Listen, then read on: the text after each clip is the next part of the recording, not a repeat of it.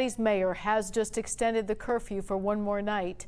You must be off the streets by 8 or face arrest. This in spite that there were peaceful protests mostly for the night. It's been a busy morning in the Hamilton County Justice Center. Once again, hundreds of people were pulled off the streets for curfew violations. Our Local 12's Clancy Burke joining us now live after speaking with some of those arrested. Clancy, good afternoon to you. What can you tell us?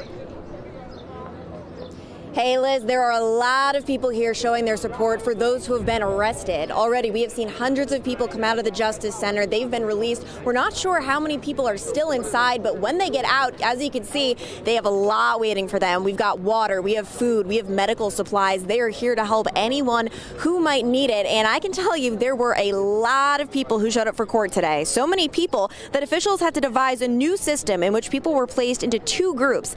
Anyone who was arrested for just violating curfew didn't even have to go inside. There was a long line that snaked around the building where they'd get a lawyer and more information at a table. But for those who faced a more serious charge, they stood before a judge. One man was just 18 years old. Police had pulled over the car he was in and recovered an assault rifle they say was loaded with a 100-round magazine. Another man also appeared in court for bringing a gun to the protest. Another was accused of swinging on an officer, and two others were accused of throwing rocks at police officers. Overall, though, last night was significantly more calm than what we saw on Friday and Saturday. The vast majority of people were arrested for violating curfew, and they didn't fight officers when they were arrested. And when I spoke with protesters, they say they have mixed views. Some of them say they were treated well by officers, while others tell me they were not. One woman says she was forced to stand out in the cold, handcuffed, without food or water for 12 hours. Mayor Cranley had addressed the issue of wait times in a press conference yesterday, asking the sheriff for more deputies so they could get things processed faster.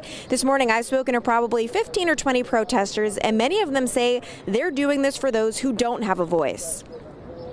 When I see certain people that don't have the same rights as other people, it's not fair, and it angers me. So why wouldn't you get out and want to protect those people? And by the way, for those who only violated curfew, which was a vast majority of those arrested, they likely won't even have to show up inside a courtroom. A lawyer will do that for them. For now, reporting live downtown, Clancy Burke, Local 12 News. So Clancy, have you been hearing that some of them do plan to return tonight and are willing to risk arrest again?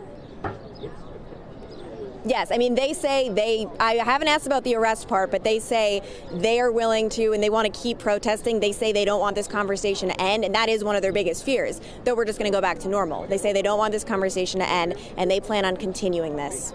Yeah, we all want that conversation. Thanks so much, Clancy. And again, that curfew is in effect for the city of Cincinnati this evening. You must be off the streets by 8 p.m.